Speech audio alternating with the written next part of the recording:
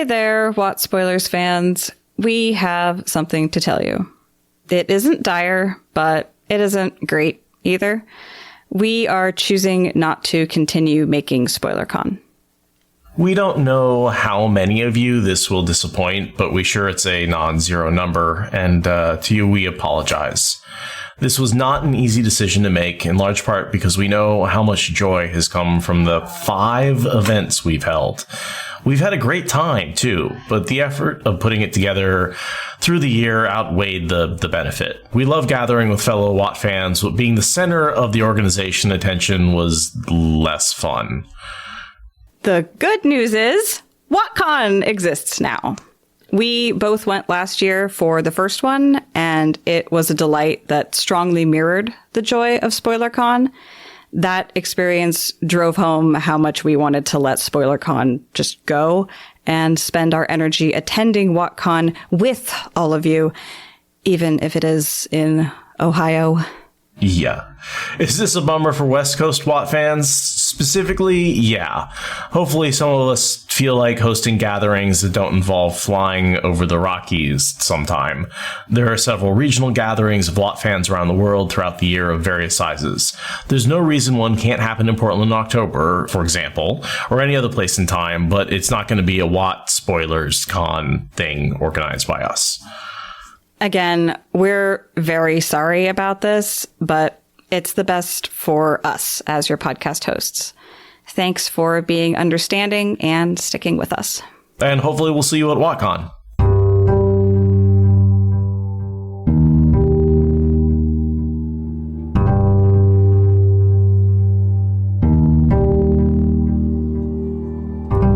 This is the Wheel of Time Spoilers podcast.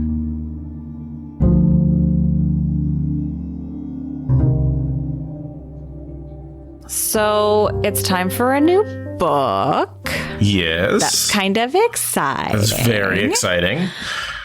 And we're doing the prologue without Winter's Heart, but we will spread the final chapter of Winter's Heart across the first 20 chapters of Crossroads of Twilight, but not with the prologue.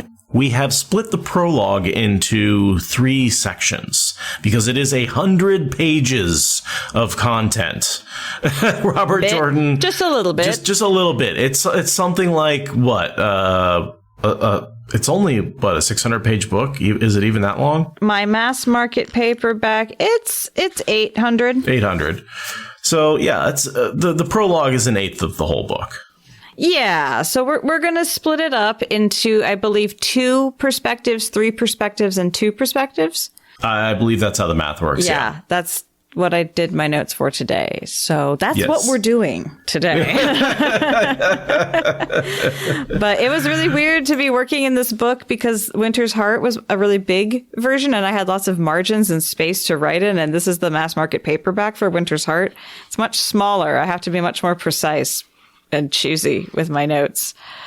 So that was a little frustrating, but I'm excited to get into a new book. Honestly, like it's not sloggy for the prologue. The prologue is pretty fun. Yeah, the prologue is pretty fun. Yeah, because it still feels like you're moving forward. Yeah. And it is dedicated to Harriet, as per usual, published in 2003. So this is shortly before I find the series is when this gets published. Like I am perhaps a year away from being handed Eye of the World when this gets published. Meanwhile, I have been desperately waiting for this book to come out so I could find out how everyone is going to react to that awesome thing that happened at the end of the last book, which was Rand cleansing the source, and how everyone was going to totally change their opinion of male channelers. And I was a junior in college when this came out, and I'd been waiting since high school. Mm-hmm. And so this was the only book that came out in the 4-year span in which I was in college. Man, to have this be the one book you get in college. Mm-hmm. Oof. And like, of course, I'm telling everybody about it and how much I love it. And then this book comes out and I'm just like, oh my God, Jordan's lost. I don't know what's going on. Like, oh man. Yeah, I was, in middle school, shall we say. Again, making me feel very old. I'm sorry. I'm not going to name what grade. We get to start with a very fun piece of Prophecy of the Dragon. Translated by Jane Farstrider. Shortly before his disappearance. So this is like hero Jane Farstrider who helped save Malkier, basically. Wait, I didn't keep up with the history. Was Malkier saved? Well, not really. No, I suppose that's an incorrect way of saying. He was the hero Malkier. Yeah, whatever adventures he's doing, his arc of popularity, his public persona, his book tour, whatever that vibe was. He's at the peak of that right before he vanishes and gets taken over by Ishi and then Grandal, but Ishi first. So, or is Ishi in his head right about now? That's a good point. He could be, because he was sort of this big popular public figure, and he writes his big adventure novel, his big, fantasy bestseller, his Lord of the Rings, and then somebody gets in his head and says, no, you must translate the prophecy. What? You must go into this dusty old tongue legend about the Dragon Reborn and translate that? Why would he be doing that? That doesn't make any sense. And then he just drops off the face of the earth, as far as anyone knows. So it feels like maybe he was translating this in a moment of transition in his overall arc. Sure. Perhaps. We don't know. But it's a pretty cool passage, and it gives us the title of the book right up front. And it shall come to pass in the days when the dark hunt rides, when the right hand falters and the left hand strays, that mankind shall come to the crossroads of twilight, and all that is, all that was, and all that will be shall balance on the point of a sword, while the winds of the shadow grow. From the Prophecies of the Dragon, translation believed done by Jane Charon, known as Jane Farstrider, shortly before his disappearance. So, interpretation. I want to be like the right hand and the left hand are Asengar and Osengar, but I think it's more of just like the sort of biblical government conspiracy. Right hand doesn't know what the left hand is doing reference. I don't think it's actually about Osengar and Arengar, but I want it to be. I think it's actually about Matt and Perrin. Oh, really? How? When the right hand falters and the left hand strays, Matt is straying. He's off with the circus, right? Doing what the fuck ever, like not helping out. He's, courting a woman. He was caught under a wall, and now he's with the Daughter of the Nine Moons. Okay. Right. And Perrin is straying because he's off rescuing Fael instead of doing what he should be, which is getting the armies together for the final battle. You mean faltering? You're saying Perrin's faltering? Yes. Are they both? Yeah. And then Rand just is the one with the land and everything because dragon stuff. So he is the central brain to which the hands are attached, I guess. Right. And it's the crossroads of Twilight. This is the point at which Rand has to make a decision as to whether the Veins of Gold wins out or he destroys the planet, right? The crossroads of Twilight really is referring to the Dark Night of the Soul moment. Yeah, exactly. To me, it's that moment on the mountaintop, right? That's when he makes that decision. That's the crossroads. I mean, he does balance on the point of a sword in every possible metaphorical, allegorical, and literal way, while the winds of the shadow grow. And Twilight is that transition between light and dark.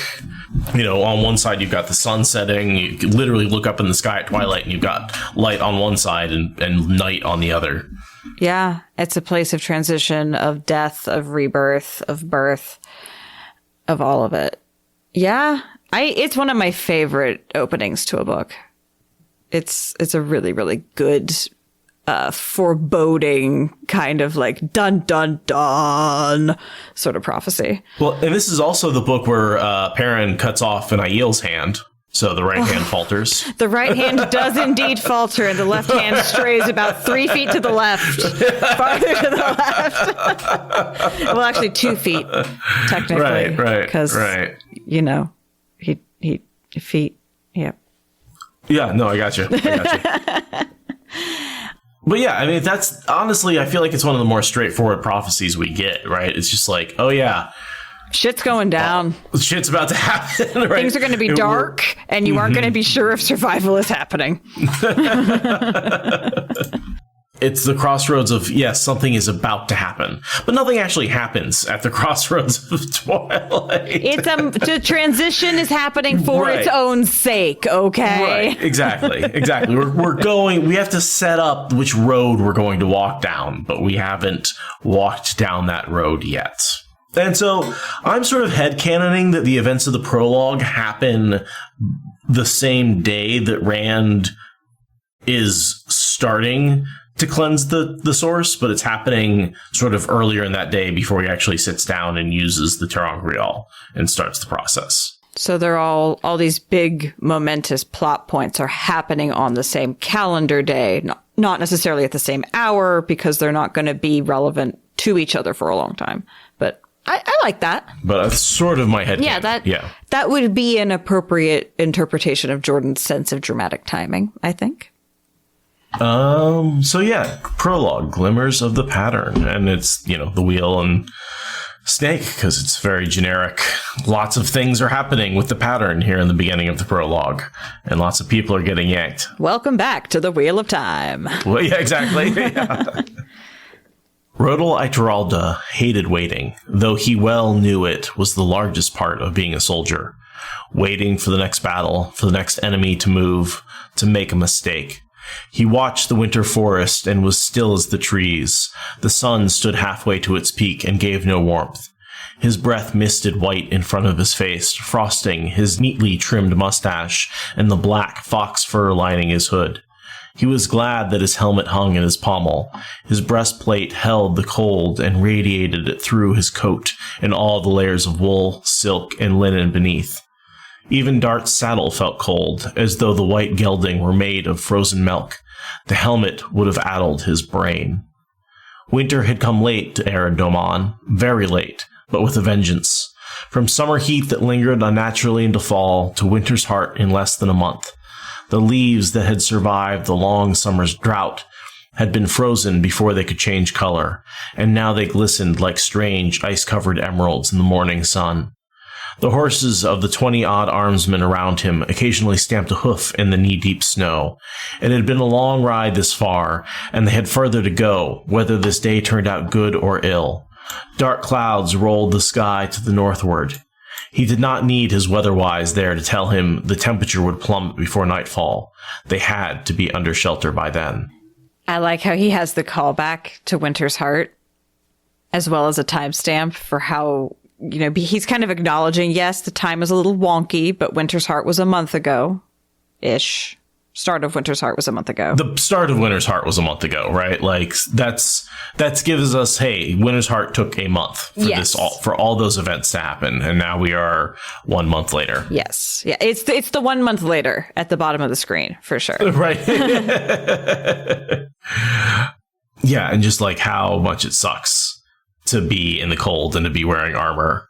Ugh, it sounds miserable wearing metal in that kind of environment. Like, oof. And also that just the abruptness of that temperature change. Like, we've seen a lot of different characters talk about how it's really difficult to deal with the really rapid transition. Like, they aren't ready. Like, the crops aren't ready. The clothes aren't ready. The houses aren't ready. The animals aren't ready. Like, no one is ready. You're supposed to have time to get ready for an extreme temperature. You're supposed to have months to shift from one pole to the other. It's not supposed to happen virtually overnight. And we can talk about how the Windfinders did that with, they're changing the direction of the ship and pulling it to one side and correcting the course. But, to correct the course back to where it should be, they had to pull that change very quickly relative to what the actual seasons ended up being. And I understand why they're like, this is what the weather should be at this time of year. That's what we're getting to, right? But because it was so hot, so late into fall and into early winter, that change happened almost instantly, which sucks. I know. I've definitely had to go into my winter wardrobe here when the winter, it's 80 and sunny one day and then suddenly 32 degrees and just above freezing. And you're going, what the hell happened? And, it's not that sudden, but they're talking about an even more sudden change, right? But going from like 90 down to like 0 degrees, all Fahrenheit, by the way. Right. Yeah, exactly. It's, you put a big input in, whether it's the dark one or a bunch of, sulfur from a volcano or a bunch of CO2 from the Industrial Revolution, like whatever it is, you put this big impact in, there's going to be a big spring back the other way. Like they remove the dark one's influence and there's this like isostatic rebound. That makes a lot of sense. Yeah. And then they geoengineered a solution, which in this case, because it was magic on magic, works. But like in our case, we're going to get just the law of unintended consequences to the nth degree, right? Because we can't just magically yank it back. There's some technocrats who think that we can just magically yank it back if they make a cool gizmo. But like, that's probably not going to work.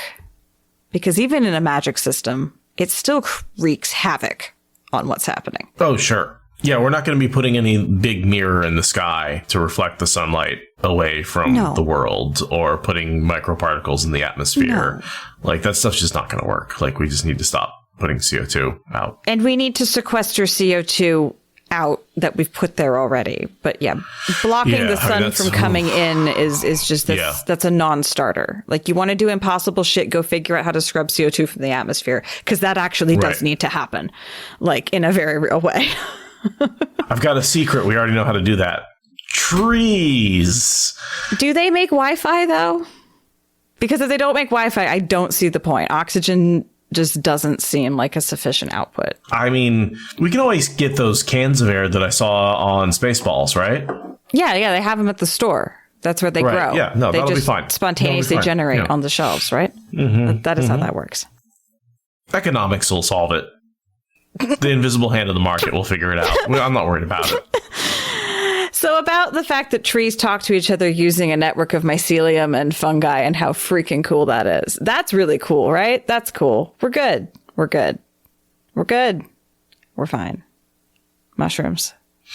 So, what follows is a deep dive into Ituralde's head. A lot of plans, a lot of thinking from him, right, about basically what his goals are and how he's going to accomplish them. It's a fun way to revisit the world as like a kind of broad overview. You get some good world building, but also you get a fresh perspective. You get into the head of someone from a country that you barely have any real sense of identity for. And he has this very dry sense of humor. The style of the people includes like keeping up their appearance with these beauty marks. He's like an incredible strategist. He has this awareness of like the gambling nature of war and how rumor fades to myth. He's like reprising all these themes of the books, but with this completely fresh voice. And I personally, Ituralde is one of my favorite minor characters because his voice is just so unique among all of the characters. Mm-hmm. Mm-hmm. Very practical, pragmatic, does whatever it takes to get things done, but is also quite clever and intelligent. And this is the first we're meeting him here for the first time. We've heard his name before listed with the great captains, right? Yes. But this is the first time we've met him as a character and seen either been in his point of view or seen a character who's met him. Yeah. Yeah. And we also learned that he's not afraid to get his hands dirty, which is pretty unique. Mm-hmm. You know, in terms of our assumptions that we come into this, in terms of what nobles are like and what commanders are like he is much more like the band in terms of his willingness to get into the mud and do the work. But he's from such a unexpected corner that you're like, oh, wow, maybe this country is really cool because he's the first person you really meet from there. Mm-hmm. Mm-hmm. Well, I mean, the Domani, we've met Leanne. And is that it? Maybe like Phelan or somebody. Right. There might be one of the other minor Aes Sedai characters. Okay, so Leanne, who is very, very not typical. Yeah. And we meet her first through the lens of being just like the icon of Aes Sedai and not really having a whole lot of personality. And when she comes into her own as being a Domani, it's after you've already gotten to know her as an Aes Sedai. So we really don't know the country in any kind of like, oh yes, Uradamon people are like that. Like we just have Lyanna, who's an exception. Every time she gets mentioned, she's sexy, but like not like that, you know? I just always thought she didn't have the practice that everybody else had. Yeah, exactly. She looks like she should, but she doesn't, and it's confusing. And yeah, so I really like his perspective. It's fun to be in a strategist's head, and usually it's Matt, and Matt has so much other stuff going on. It's fun to be in the head of someone who's more purely strategy. And it's fun to see the similarities, right, about how they strategize, right? Everyone calls him a gambler, but he knows when you have to gamble, right? And that's what Matt always says too, is I don't gamble with my life unless I have to, right? He's always trying to escape battle. It's just when he knows he doesn't have any other choice, even though the reason he knows he doesn't have any other choice is because he's seeing like 7 moves ahead in the game of battle, right? So he knows, oh, I better attack now or else I'm dead later. Right, exactly. That idea that not making a choice is a choice, like applied at a military scale of like, sometimes you have to take a risk because not taking it is riskier. Right. Yeah, you're deciding between which of these two actions is the lower risk action, or is going to get fewer people killed. Yeah. And there's also a mention here of how he's short, and that's part of his reputation. And I can't help but assume that we've got a little sprinkle of Napoleon myth. Oh, absolutely. Yeah. Ituralde has a lot of Napoleon in him. The fighting in the mountains, the shortness, the genius, the sort of very practical way he thinks about conquering. Yeah, there's a lot of Ituralde in Napoleon. Yeah, I am not particularly familiar with the arc of Napoleon. He's just sort of that byword that everyone assumes you know what is meant, so I smile and nod. And my extremely fragmented classical education didn't do a whole lot to clue me in to that. So I probably know more about Napoleon because I know Ituralde's story than any other source. Fair. I mean, Wheel of Time is the best educational source because you go, oh, they're like this person, and you go look that person up, and like you're like, I don't actually have to remember who they are. I just have to remember who they're like in Wheel of Time, and then I'm good to go. This life hack may have come in handy for me multiple times in the last 20 years. All I'm saying is Greek and Roman mythology was super easy once I realized who the characters were in Wheel of Time. I was like, oh, Thor. You mean like Randall Thor? Yeah, okay, I know who he is. Yeah, I gotcha. No problem. But then I get little details mixed up about like who was related to who or whatever. Be like, wait, is that which family tree? Yeah. How am I? That's just Jordan like laughing at you, being like, yeah, It really you thought is. I was a crash course in history. Legends fade to myth, motherfucker, not history. Exactly. The pen drop. So the central sort of reason that we're with Ituralde is he's gotten this command supposedly from King Al-Salam. In reality, from Grendel. Yes, this is the one that we saw her send out when she said, make sure there's human blood on it, just in case someone can test to see what kind of blood it is, which obviously that test was not administered, but this is that letter. And he's holding on to it like it's from the king and like it's his salvation and like he can do stuff with it. And I think he does legitimately make this victory work, but it's amazing how wrong he is about the order itself. Right. I think he's saying I can interpret this order however I want, and that's what I'm going to do with it. And that's why he was just waiting for the right order to come through, and then he's running away. He's making sure he can't be found again, so that order can't be changed, because this order essentially gives him carte blanche to defend his country from invaders. You know, I think that does make... I was getting at that, but I think you're right that he was being more deliberate about it than I was interpreting. Because, like... he had to have realized that at some point he was going to get an order that gave him this command, right?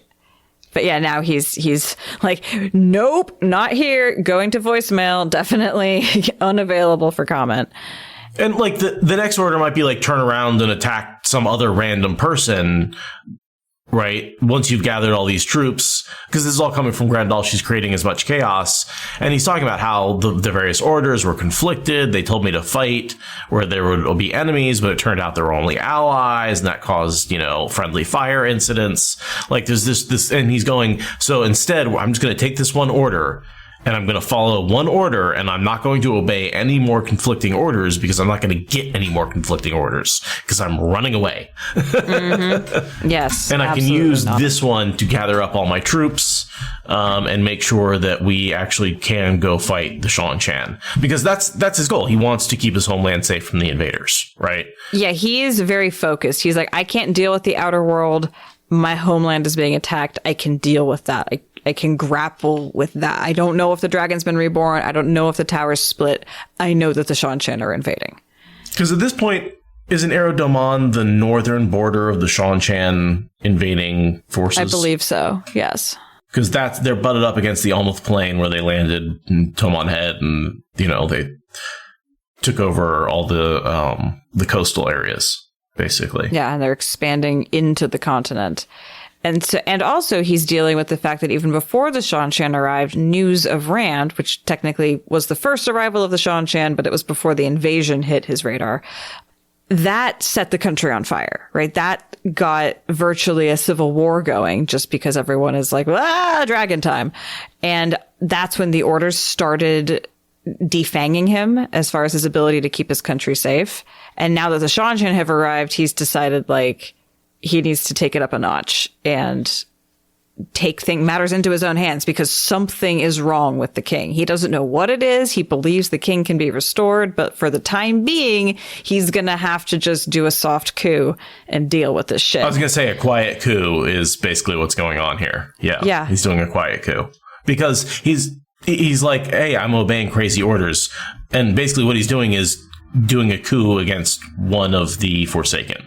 Right, which we've seen in many different kingdoms. We saw Ravine do it, right, to Queen Morghese, and now Grendel's doing it to King Assalam, which is basically taking control of a ruler and making them send out, let the Lord of Chaos rule, send out crazy orders, make everything go crazy and nothing work, and cause lots of death and destruction, so that when the Great Lord comes back, it's easy for him to take over.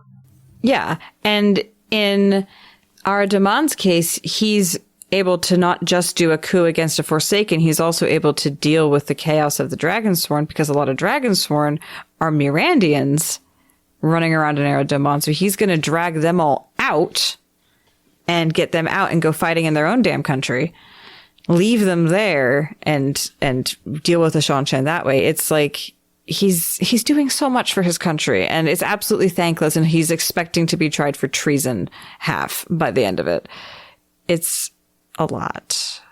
I'm wondering also if he was specifically waiting for an order to deal with the Shan-Chan, not just in order to really get everyone together, but specifically in order to deal with the Shan-Chan. Possibly. I mean, what he says is this order opened many possibilities, and he considered every last one he could see. But all the good ones started here today. Yeah, so it's because it was the Shan-Chan as the target. That's what opens the opportunities. I'm guessing that's what it is, yeah. Yeah. But I think it's a combination of gather all the troops you can and take on the Shan-Chan, right? The gather all your troops, I think, is also really important. Because what he's doing here is he's coming to all of these lords and saying, hey, I've got this thing that says I get everybody's troops. Are you with me or not? And they kind of all have to be like, well, yeah, I guess we are. That's the king's orders, right? Mm-hmm. And I gotta wonder, what was Grandal playing at sending them at the Shan-Chan at that time? Was it just because she was done playing with the army and wanted to grind them up against an enemy that would absolutely decimate them? Was she trying to screw around with Semirog's stuff by adding another front? What exactly was Grandal thinking with sending him at the Shan-Chan specifically? I mean, I do think it's just Lord of Chaos, right? I think she could have sent a follow-up order that was turn around and attack the farmers or something ridiculous like that, right?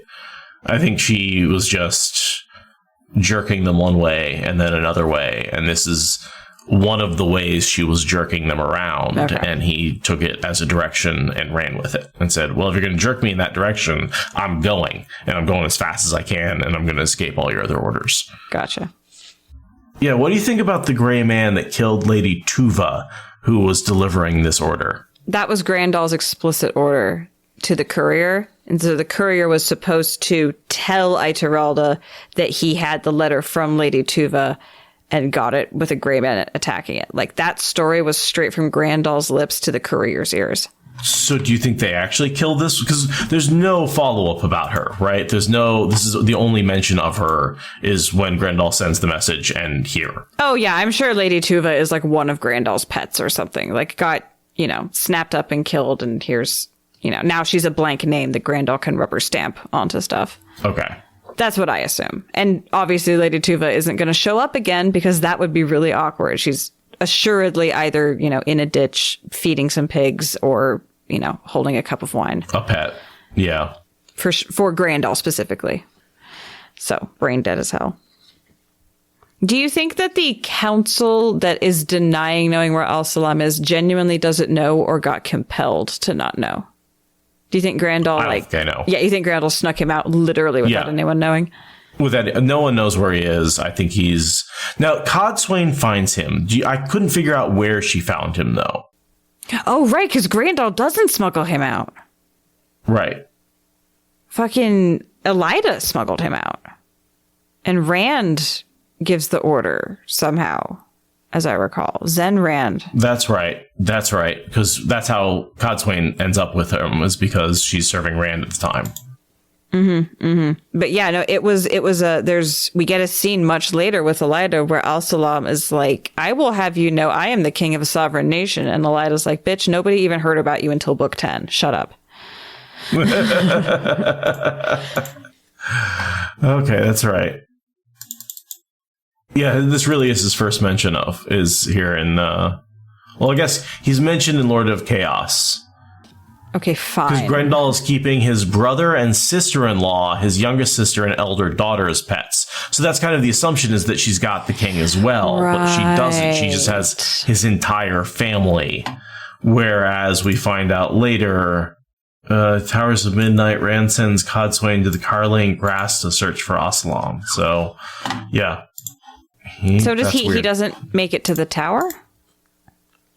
Oh, no, it's Matt and Stepaneos that Elida kidnaps. Yeah, I was going to say, I think you're thinking of the wrong guy. I was sitting here being like, why on earth would Elida kidnap the king of Aradia? She wouldn't. She would kidnap the king of freaking Ilion. Yeah, so why is Al-Salam not... What happened to Al-Salam? The orders the king sent could not have been better written to achieve chaos. Let the king of chaos Here's what I rule. got.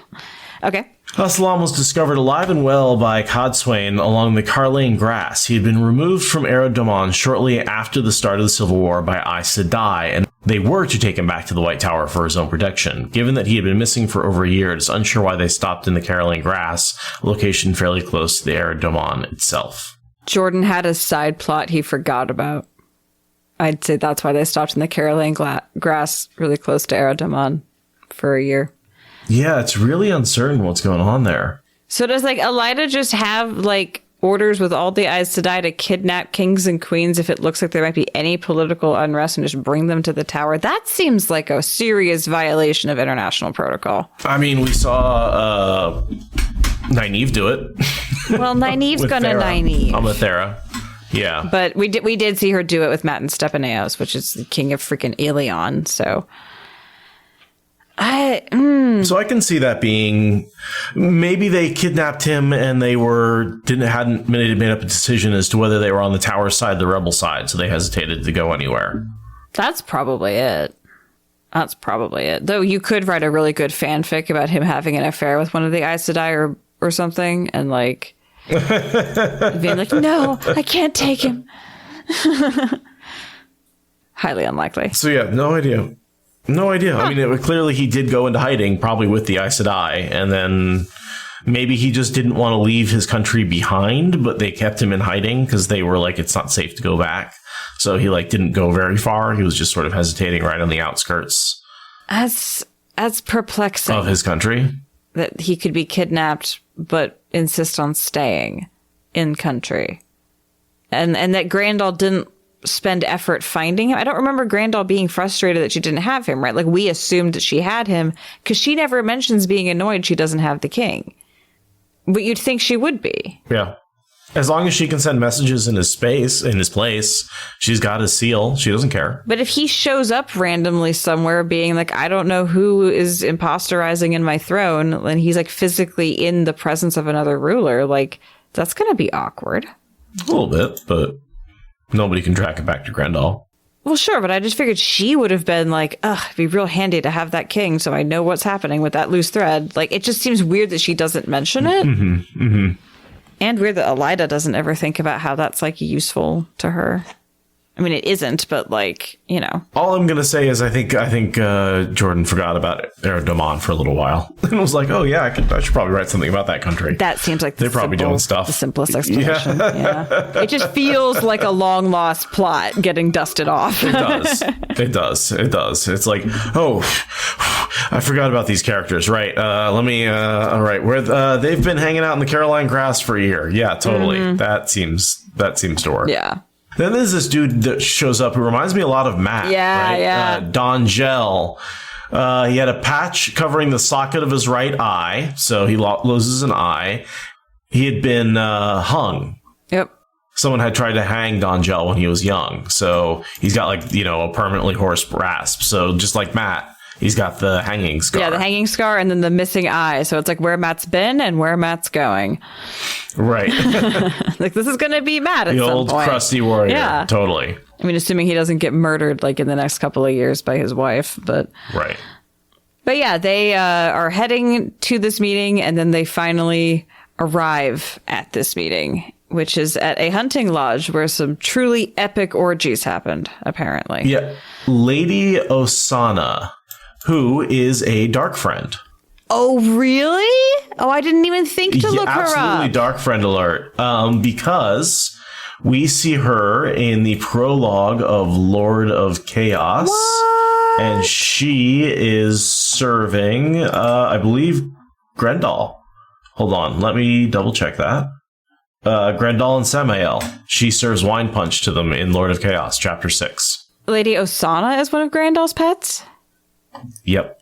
Oh, so she vanishes early in the Troubles because that's when Grendel arrives and snaps up the nobility she wants to use as servants and takes her spider position, even though she's not the spider.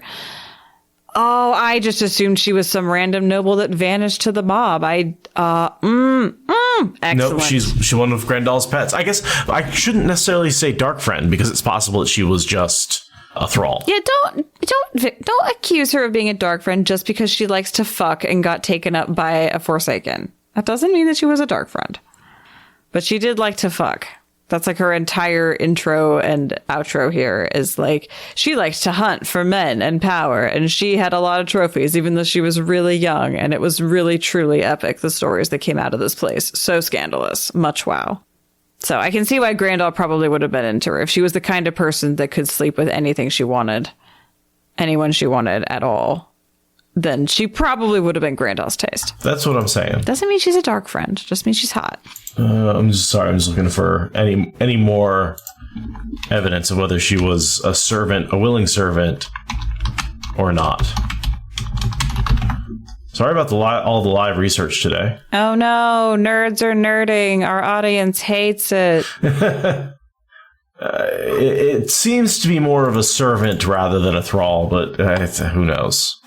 Because doesn't Grendel say she mind fries pretty much everybody who comes into her presence? Anyone who can get within arm's reach of her, she mind fries. But also, she could be using existing networks of dark friends to get her first spidery fingers into the whole thing and start with dark friends and then work out to thralls. And someone like who vanishes early might have been, tapped earlier by that network.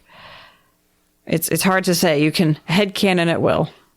But yeah, they get to this abandoned mansion, basically, and they walk in, and it's very echoey and cold, and there's the crunch of broken glass and broken tile. And again, I tend to mentally sort of fuzz out the descriptions of places, except when I'm doing notes for the podcast. So I was really feeling this space in a very 3-dimensional, cold, echoey movie set kind of way. The doors have been ripped off. All the furniture's been taken away. You can see the scrape marks in the floor where the looters were moving heavier things. Like, it's just very haunted feeling. No, I did kind of miss that. It is an old abandoned manor with Yeah, like mobs have been through here. Yeah. Bad things have happened. Animals are living in the pantry. Like, the windows are all broken out. It's not a cozy place, but no one would expect you to have a meeting of military commanders there. So that's what we're doing. And they come here under the white ribbon. So a very formalized truce agreement where they get 3 days of absolutely no stabby, but also literally every person in there is clearly ready to be the second man to break the truce. So it's very tense. I didn't really find anything relevant about these lords. Shimron, Rajabi, Wakita, and Kier, and Kar. Yeah, we see them again in this party. They're kind of the Band of the Red Hand commanders. You know, if Ituralde is Matt, then these are Estion and Talmanes and so on. But I didn't see anything notable to point out about them. Same. And you have a allyship between Domani and Terrabonners, right? Because a lot of the Shan-Chan, they've taken over Terrabon. A lot of their shock troops are Terrabonners. These are those who are still rebelling against that, and they've had to flee up to Aradomon because the rest of their country has been occupied. Yeah, they're effectively refugees, but they're refugees with fighting skills, so they're not just being refugees. They're being an army, but they're a displaced army, and they very much want to go home. And Ituralde is really pleased at how many of them have shown up. He was gambling on a lot less of them being willing to show up, so he starts the meeting on a good feeling. Mm-hmm. Although he does get kind of pissed at them. He does immediately get pissy, but he has a great quote here. Duels were entered into in anger, but he was here to fight a duel, and that required calm. Entering a duel versus fighting a duel. Different things. And he's fighting a duel of words as well, not a duel of weapons. Yeah, and part of the duel is keeping it in the arena of words and not letting it spill over into weapons.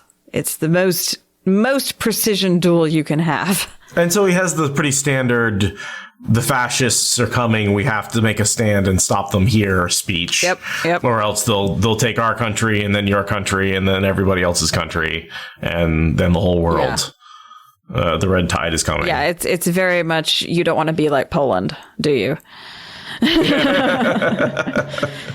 And they all go, rutabaga, sounds like a good idea. Hip hip hurrah. It's pretty standard rallying the troops scene. There's a little bit about the Aiel. They think the Aiel on the plains might stop the Shan-Chan. And, of course, he correctly estimates that it's a small force mostly doing raids. It's not a big force that's going to really provide any barriers to the Shan-Chan. And they blame Rand, but of course we know that's Samael's, fool boxes when he teleported the Aiel all over the damn place. This is one of those groups of Shido. Yeah. Ituralde is very, very wise here to assume that the Aiel are an insignificant factor. He has no idea how right he is when he writes them off as being effective to either side. Because, again, they don't have any channelers. All the channelers are with the one group. And they're just trying to survive. They've been dumped into some random location, deprived of all their channelers and their leadership beyond their immediate wise ones. They are just trying to survive at this point. They have no interest in persecuting wars against anybody. Because they're probably not even finding their own. They're probably wandering around lost tribes of Israel scattered to the four corners of the earth. They are really, really gone. And probably those are some Aiel that are going to vanish. They're either going to die out or they're going to have to integrate with other populations. They're screwed. They're not going to tip the battle. I mean, best case scenario, they go back to the Aiel Waste and join the groups that fade out after a generation or two. Yeah, but Aradomon is a long, long way away from the Waste. That is going to be an odyssey to get just back. So here's where we get the explicit orders read. I have orders from King Assalam to gather as many men as I can from wherever I can find them and strike as hard as I can at the Shan-Chan. I love how he's able to stretch that into do whatever I damn please. Basically. So as hard as he can, what Grandal meant was just charge. And what he decides to do is apply his genius to an extremely long-term strategy that absolutely ruins them, but it's going to take forever. It's excellent wordplay on his part. And he says another great, like, Matt-like Art of War sort of pithy offhand comment. When you knew what the enemy could do, you adapted. That had been one core of warfare long before the Shan appeared. He's just like, yeah, they got nukes, but like, that's the history of warfare, is an arms race. And the other guy now has a fancier weapon than he did last time. Like, that is the history of warfare. That is how we got to nukes. Right. Was that exact dynamic. The fact that they're actual nukes now doesn't really change the basic planning. And, we can use darkness, we can use storms, we can have a weather-wise, which I thought was an interesting reference, instead of like a wise woman or a wisdom. A wisdom, yeah, we've got a weather-wise. Yeah, clearly you can always tell when a storm was coming. Yeah, clearly listening to the wind, right? That's one of those things that you see in like all the different societies. But yeah, I think it's cool that in Nerodomon they also have a name for it. Yeah, not mentioned hardly ever, but twice here. Yeah, and then I love the balancing he sees in everybody else. Like the Shan, the wolf has a plan. The Shan who have flying beasts and chain channelers, or the man with a plan. Yeah. And like, it's just like when someone has a history of winning and tells you they have a plan to win, you're like, oh, okay, yeah, I want to be on the winning side. And up to this point, they've assumed the winning side was going to be the Shan. But now someone whose reputation they know and who isn't a fascist says he has a plan. Right. Yeah, it's a very seductive hope. The human heart wants to hope. And, they quickly psych themselves up into being like, no, despair. We will not do despair. We're going to do hope. And it sets us up for a very, very cool climactic battle scene in 2-3 books? Yeah, when Rand gets to swoop in and snag him. Well, no, there's a really cool battle when they decimate the Shan. Like, we get a really good battle sequence payoff for this plan. And then Rand swoops in and saves them all. But it's amazing that when it's like, and then he turned it all around and kicked them in the face. It's very Two Rivers at a strategic sense. It's excellent. Well, and it's nice to have one of the great generals actually earn his reputation on the page, too, which is something we don't necessarily always see. Yeah, we get told that they're so good and so great, and it's like, well, could you show, not tell? And with Ituralde, we actually get that. Because Gareth Bryn has the reputation, but then what he does is a siege, which is much more of just a grinding at XP sort of waiting game. There's a lot less strategy involved, so we don't get to see him earning his reputation, whereas Ituralde goes mobile, which is where you really get to see that stuff fleshed out. And Gareth Bryn does the smart thing, but he ends up not ending the siege because Egwene ends it before he does. Yeah, the Shan and the Two Rivers kids, yet again, getting in the way of these great captains' plans. Yeah. And then, of course, Grendel as Hessalam doing the whole compulsion thing that took him out of the final battle, which left, oh no, Matt's our only hope. So we get the first part of the plan, which is basically just take a bunch of Terabonners and dress them up like Shan Terabonners and send them back behind the lines. And send maybe like 100 companies of men to basically strike the Shan in the back at the right time. Enemy combatants going undercover to blend with the population and then all spontaneously do sabotage at a prearranged signal. Mm-hmm. It's every military's worst fear of guerrilla fighters. Right. When you can't tell them apart from your own fighters. Mm-hmm. And he wants to stab them in the back and then run away so that they chase him. He's got a two-phase plan. First, he wants to get them really good, and then he wants to trick them into thinking that they can get him back, and then he wants to get him twice as good. It's very complicated. Basically, run away, set traps, guerrilla warfare, strike and run strategies, which is the best way to take on a force that's stronger than you. Yeah, it's a war of attrition, and instead of doing it, normally wars of attrition are more like, a siege or trench warfare back and forth over one spot. If you can spread it out over one linear distance, that's a huge advantage to the smaller force. So here he talks about you got to go down there, slap him across the face, and the generals would not see where he was leading them until it was too late. And if they did, well, he had a second plan. Any idea what that second plan is? Nope. My strategic faculties have been tapped out following what he's got for his first plan.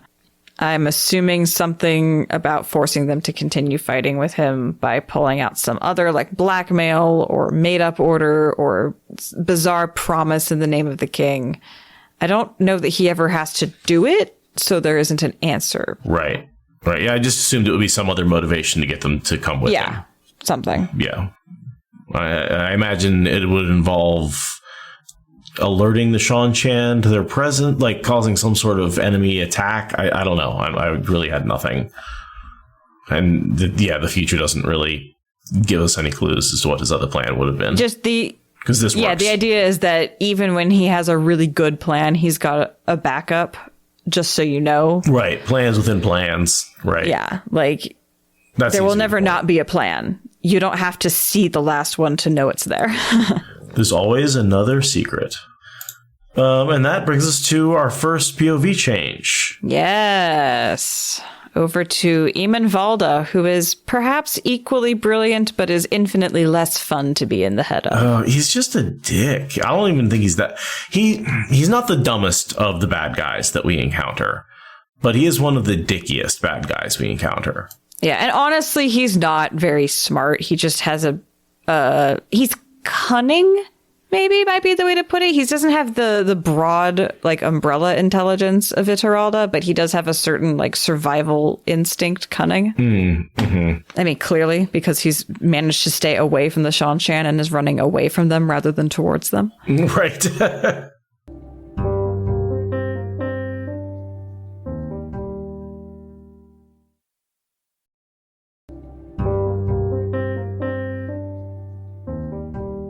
Eamon Valda held his cloak tight around himself as he trampled through the snow among the trees.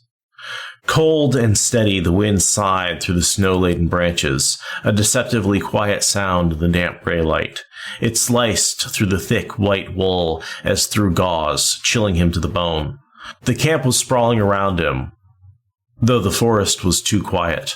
Movement provided a little warmth, but in this, men huddled together unless driven to move.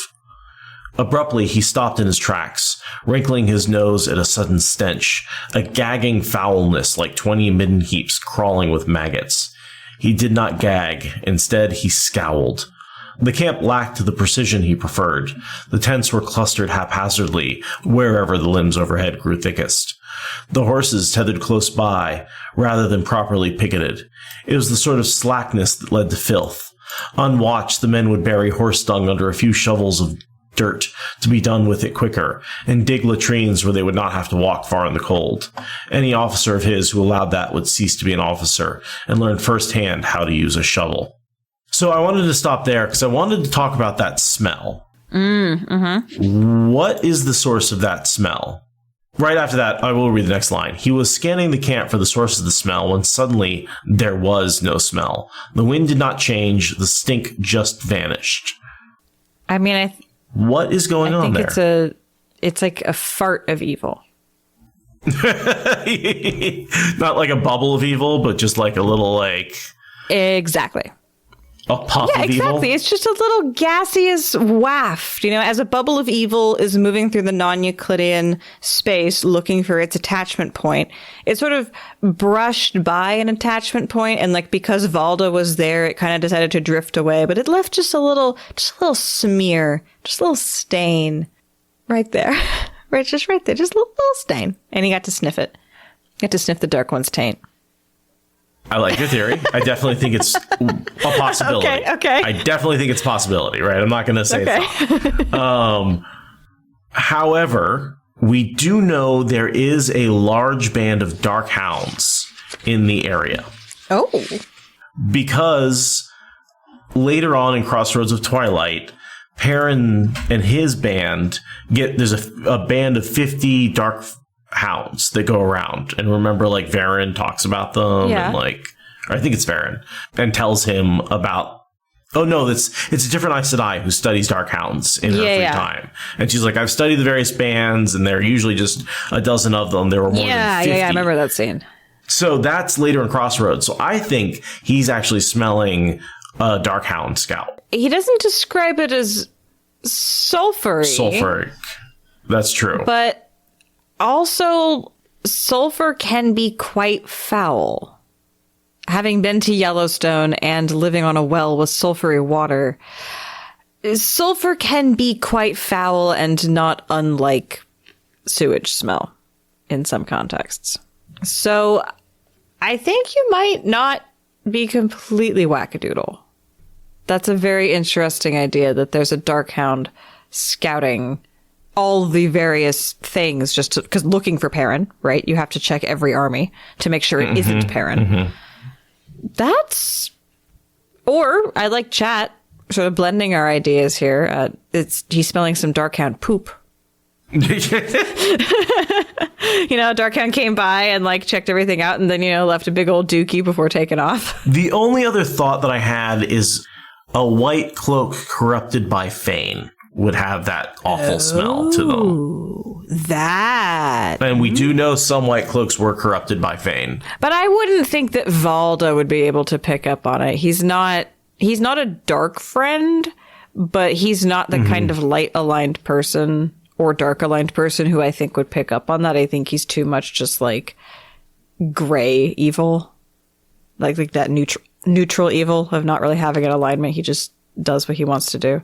But Googling before the episode we started recording didn't find me an answer. The internet didn't come. I didn't have a definitive, this is what it was based on this evidence or anything like that. It's just questions of like, well, maybe it was Darkhounds, maybe it was something else, maybe it was the latrines, who knows? But it does seem to me to be a hint of something dark friendery, dark houndy, dark one going on. The one where I accused the dark one of farting. That's going to be the tweet. I mean, what do you think bubbles of evil are, right? Yeah, they are. They come floating up. They're a miasma that come floating up from below. It's the dark one in the bathtub. That's basically... Yeah. And these bubbles come floating up because he thinks that he's alone. But nope, the seal's weakening, and so they're sneaking through. So you're saying that the dark one is like Elaine and is in the bath all the time? What I'm saying is the dark one is Dutch ovening the world. Ew. Okay, why do you think? Nasty. Where do you think all that excess heat came from? Oh God. Oh.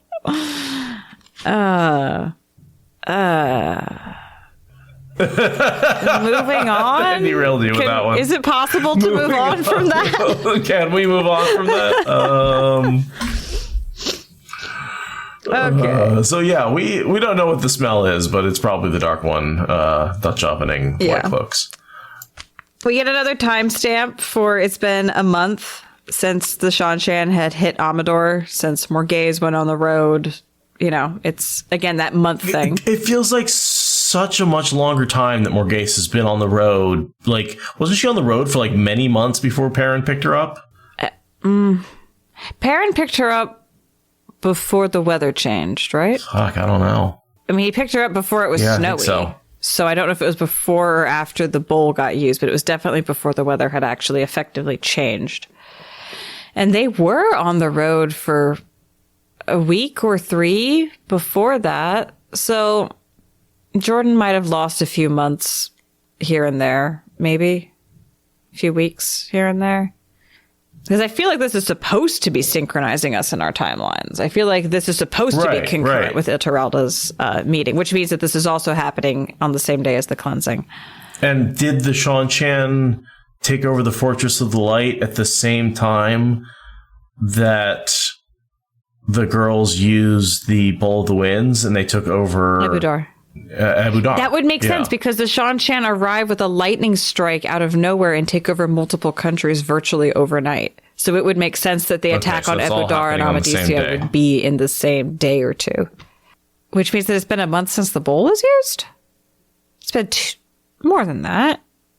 No, I guess it's only been like 5 weeks since the bowl was used. It's been 5 weeks, because we had 4 weeks in the last book and only a week in the book before that. So and they mentioned it takes like about a week before the weather starts to turn on them after they use it. So right. Okay, all right, man. So yeah, Morghese had a very Rand and Matt sort of road trip experience. I think, you know, like there's a lot of time there. You're not sure how much actually passed because it dragged a lot and it feels like it was a long time. But like it's all just from Morghese's perspective. I don't know. And I guess we really didn't see them on the road in between their escape and when. No, we don't. We don't see any of that. We just get the impression they've been on the road for a while when he first talks to them. Like it wasn't like they just left the Fortress of Light a day before. Because like Linny says that like they've been chasing Morghese for like 3 days. Yeah. But I mean, I guess you could think of them being on the road, including the time before the Fortress of Light. Yeah, it wasn't the same kind of on the road. She was traveling as Morghese to get international aid then, whereas after the fortress, she's like, nah, I've abdicated. I'm Magdan now. Right. I don't know. Anyway, I'd have to look that up and spend some time figuring out that timeline, but I'm assuming that that's correct. That seems reasonable to me. Yeah. And then we learn that Valda is essentially the kind of person who goes bandit when the fascists come to town and take out the central government. He's the kind of person that goes looting. Well, I mean, in fairness, the central government was already his puppet, so it's not like True. Anything really changed. You know, it's not like all of a sudden they have no government. It's like, yeah, now we are the government because the civilian part of the government has fallen, and all that's left is the military part of it. But I mean, he says, you know, he has over 9,000 of the children gathered around him. A man who saw clearly could make much out of that in times like these. Oh, I don't think there's any doubt that he wants to be the next king. If not, and also, you know, reunite the country and sort of take it over. And see, I was figuring he just wanted to go roving band of mercenaries. I figured he didn't even want a nation. See, I see Jordan as contrasting these two generals, right? You see Ituralde, who's doing his best to come back and recover his country and bring it back and wants the king to be back on the throne and has a lot of respect for him and is just doing his best to recover his country for his king. And then you have Asanawa and Valda, who are absolutely doing the opposite, which is trying to figure out how they can betray the nobles, trying to figure out how they can take power, trying to figure out how they, you know, writing off the king as a fool and someone who was no good anyway and deserved to die, right? Like, it's just, you have, but also has a bunch of troops and is considering fighting to take back his country. Just for himself. See, I got the impression he was considering how to collaborate with the Shanshan. Well, yes, that is what he ends up doing. And he talks about a meeting here at the end, and that meeting is assumed that he goes. Because I feel like the Shanshan are working with anyone and everyone who's willing to turn over their Aes Sedai. And because we get that I get that impression from their conversation here that they're kind of debating, like, if they can work with people who chain Aes Sedai, because Asunawa's like, we have to kill all Aes Sedai, period. And Valda's like, well, but they have them chained, and maybe that's just as good. Maybe incremental progress towards eradication is workable for us.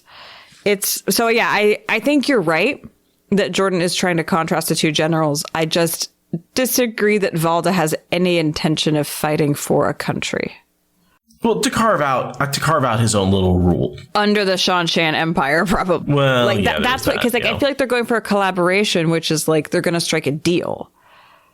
Because he has 9,000 men, right? He can get a fiefdom with his own control, or I don't know what his plan is. Him and Asunawa. I'm assuming it's collaboration with the Shanshan. I don't know that we get proof of that.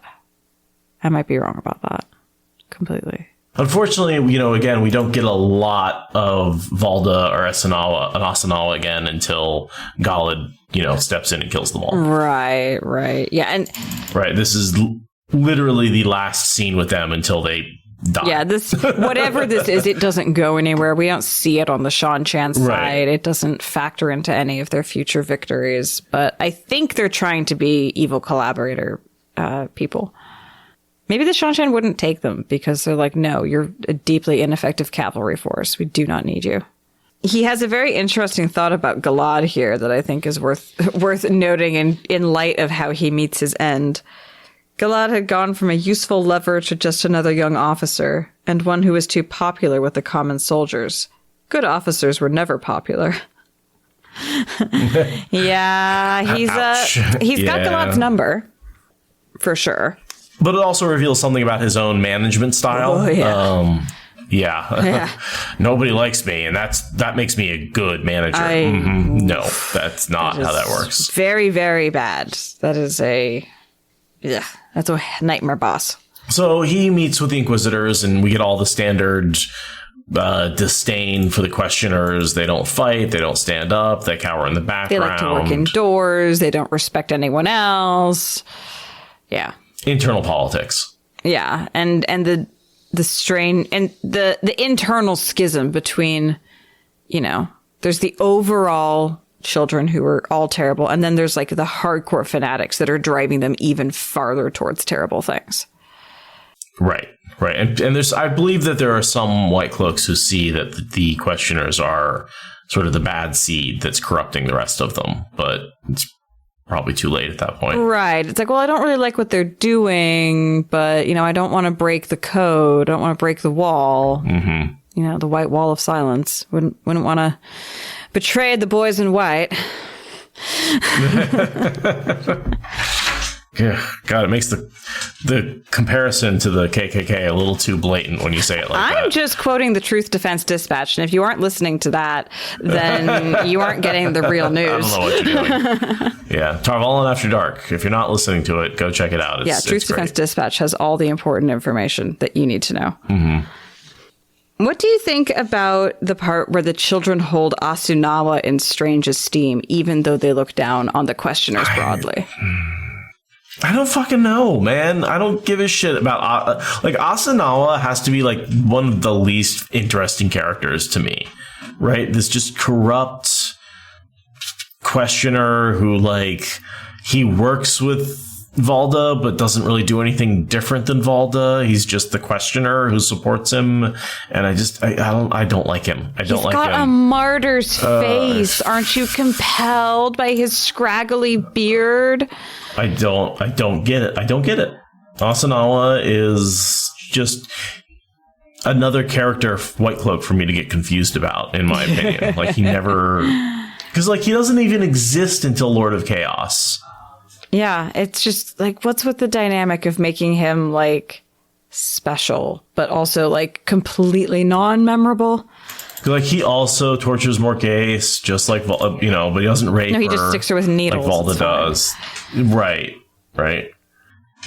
He's just he represents the other half of the White Cloaks that exist to support Valda when he takes over from and assassinates Patron Nile. Yeah.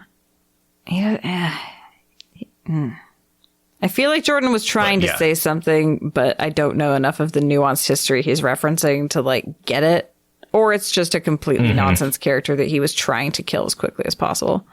His death is even kind of dumb because he gets in an argument with Galad, and Galad's like, "No, you're wrong," and no, Galad's right. Let's kill him. Okay, right? Yeah. Yeah, it's really it's not a big fight or anything like that. It's Galad's Galad says, "Don't kill them," and then he gets taken captive, and then Trom shows up and hands him Asunawa's head, and is like, "I tried. Sorry." It's so undramatic.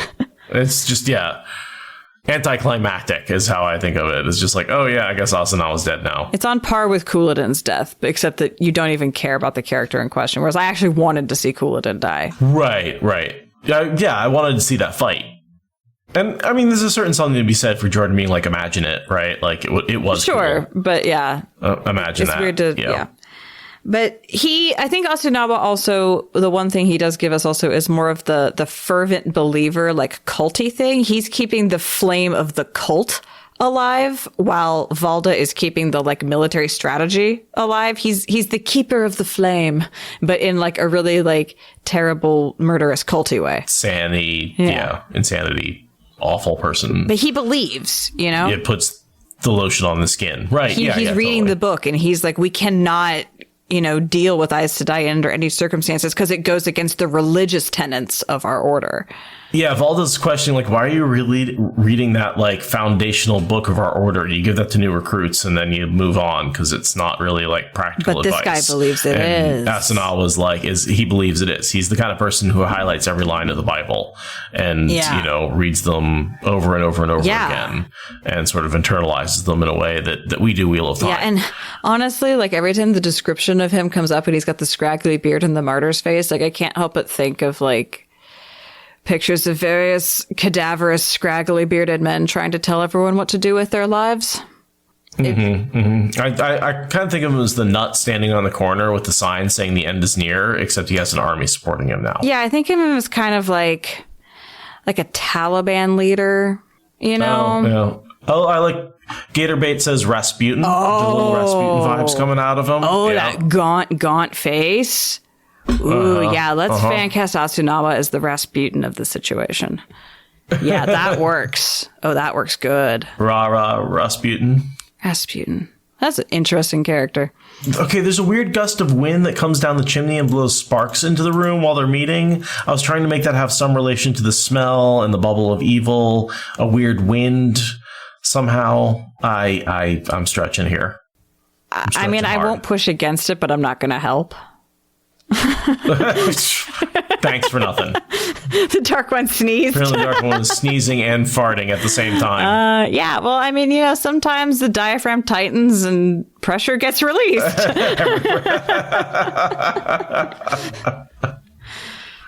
So the Council of the Anointed shows up, which is basically the group of people who they're going to convince to support them.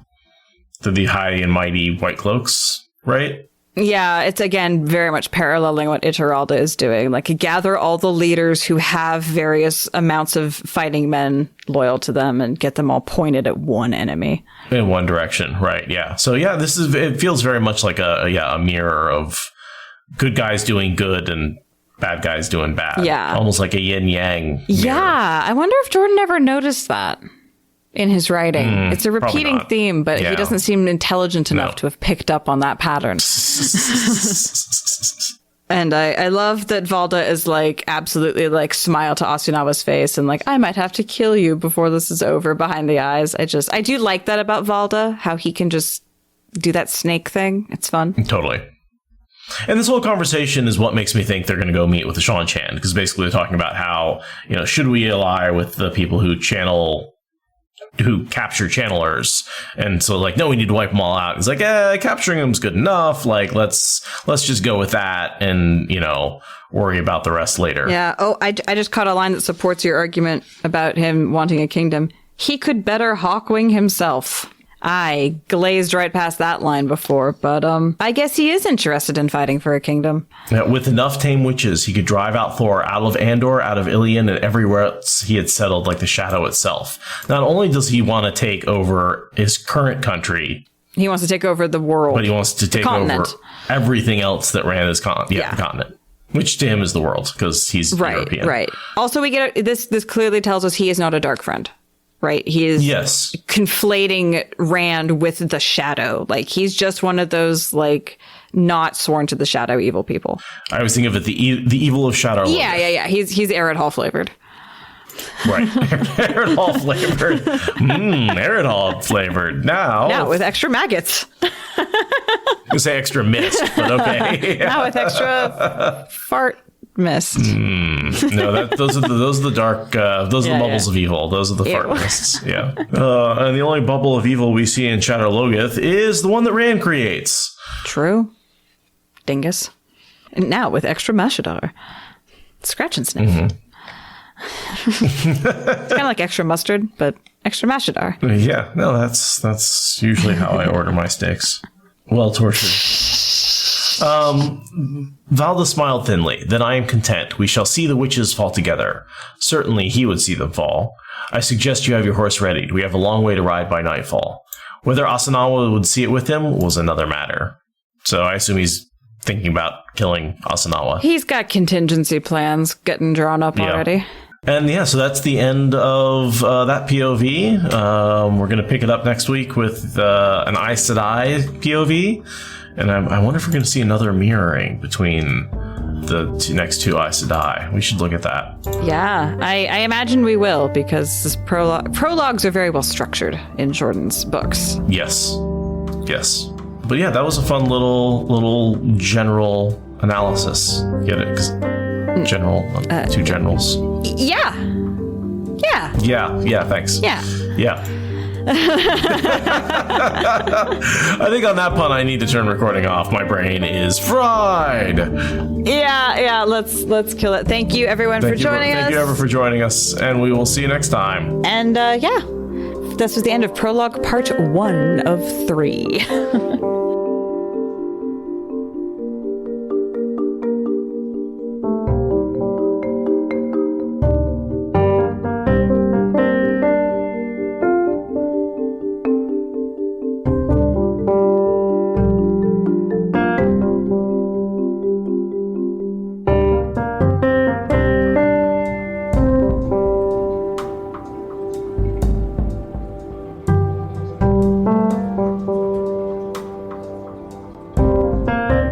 Troubleshooting with Wheel of Time spoilers. This is a segment that we like to bring back every once in a while. It's more of a reoccurring segment. It's usually filled with groans and moans, possibly weird technical beeps. You know, we like to sort of refresh that.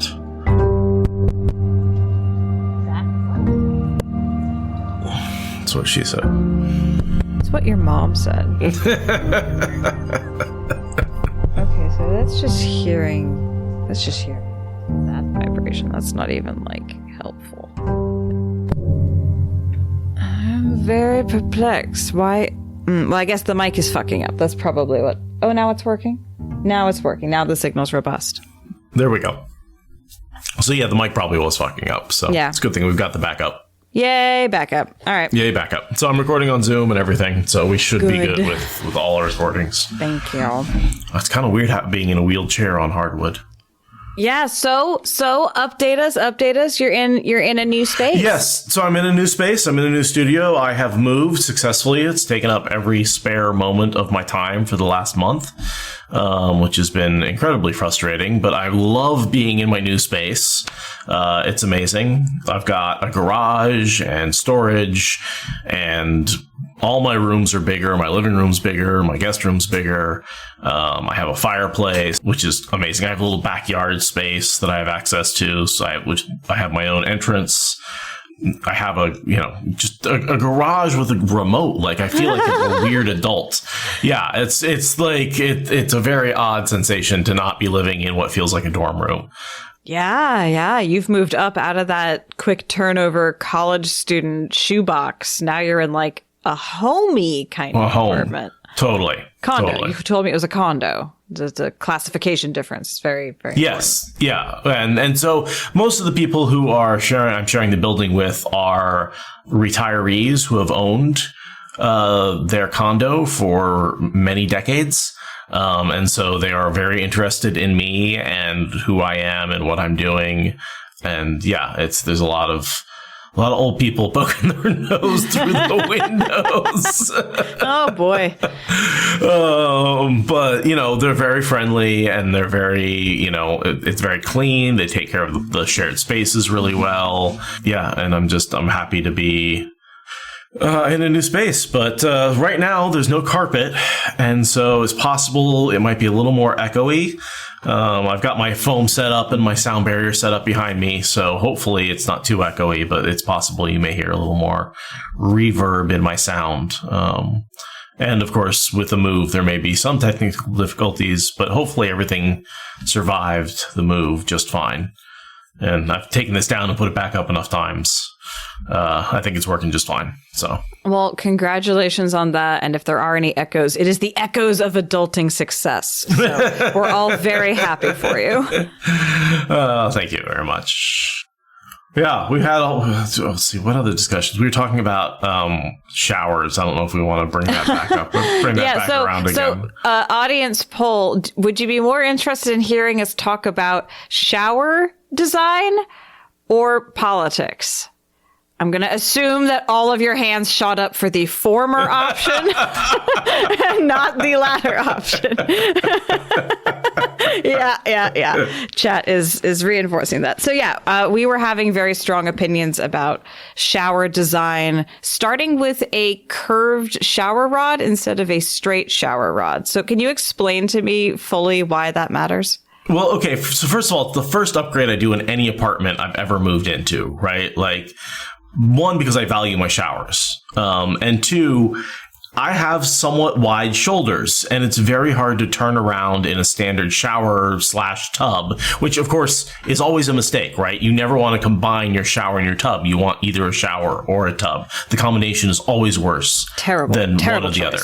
Terrible choice. But, you know, you live in apartments, you're stuck with it.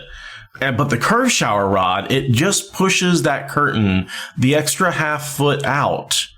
That gives me just enough space to feel like I can actually turn around and like bring my hands up to my head and have my elbows stick out a little bit without just touching the sides of the shower and giving me a very claustrophobic feeling. So absolutely love it. I also always replace my shower head with something on a hose that you can pop the head off of, mostly for washing timber. Oh, yeah. But like those two upgrades, and usually like the shower heads in you know, rented showers are like the cheapest pieces of junk, right? They're like $2. So go spend $15, $20 on a shower head and another, you know, $30 on a curved shower, and it'll change your life. Wow. And they get a bidet and a squatty potty. Well, I was just thinking, like, the first problem at least is #Perrin problems for sure. Just the broadness. The broadness. The broadness sucks.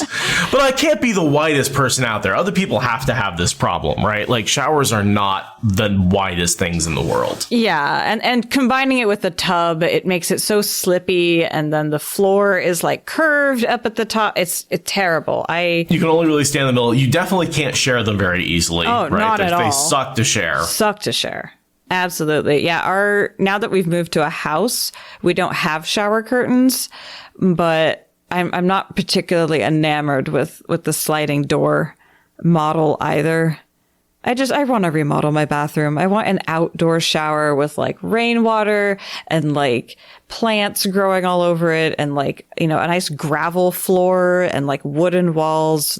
I hate the plastic encased coffin feel of showers in like even in house designs. It's just the whole thing needs to be rethought. So how would you do that inside? I mean, that's the thing, is inside is just a problem, but very good ventilation. My favorite indoor shower actually is also kind of coffin-like, but it's all stone. It's literally 6 sides of it is like big basalt slabs with just a little bit of grout between. And then the front side is like a beautiful heavy glass door. Very, very much like the picture that just got posted in chat. Very similar to that, but like even more enclosed and dark and narrow. And it's my favorite shower in the world. And I don't know why, but it just makes me happy to be encased by rock. Oh, right. Because I'm a geologist. Right. I really like being encased in stone. But as far as like how to do it indoors, I mean, just making it bigger, right? Like I would prefer that showers were more like a square kind of operation rather than this narrow rectangle. Also, I would love to be able to share the shower with my partner, and sharing one shower head is stupid. Right. I want a shower that's big enough to have 2 shower heads so we can just shower together like, you know, just like a normal shower for 2. More bathrooms, in my opinion, should be built with 2 shower heads and 2 sinks. Yeah. Like, that doesn't seem like it's that much additional plumbing. You just, especially with the sinks, you just tie another one in. With the shower heads, you've already got the drain. You don't need a second drain. You just run one pipe around, right? Like, it doesn't seem like it's that crazy of a thing to do in bathrooms. And yet, you know, lowest bidder wins for sure. Yeah, for one of the best parts about upgrading to a house was getting a his and hers sink situation like that, and not having to step into a tub, right? Being able to just walk into a shower with a small lip. And being able to like sit down in the shower so I can wash my feet properly instead of like balancing on one foot and giving Brandon gray hairs because he's sure I'm going to fall. But like, I need to wash my feet. So like, it's a whole thing. So this is how I can tell I'm in my 40s. I am just crowing about the paint job I did and ranting about how showers need to be better. I mean, like, yes, that's old man stuff, like all the way. Hey, I am only in my 30s and I am just like chomping at the bit to do a bathroom remodel. Like, and it's a thing. And like, guys, you can't see the paint job that Seth did, but I got to see it. And like, it's a very nice paint job. It's very crisp, very clean. I have painted rooms before. It looks nice, at least on the camera. Thank you. Yeah, no, it's probably took longer than it needed to, but I'm glad it's done. And yeah, now I just have to put up all the Wheel of Time artwork and do some additional room treatment to try and make sure the sound is still good. Thank you for listening to the Wheel of Time Spoilers podcast. Rate us in the Apple Podcast app or support us on Patreon. Is that good enough?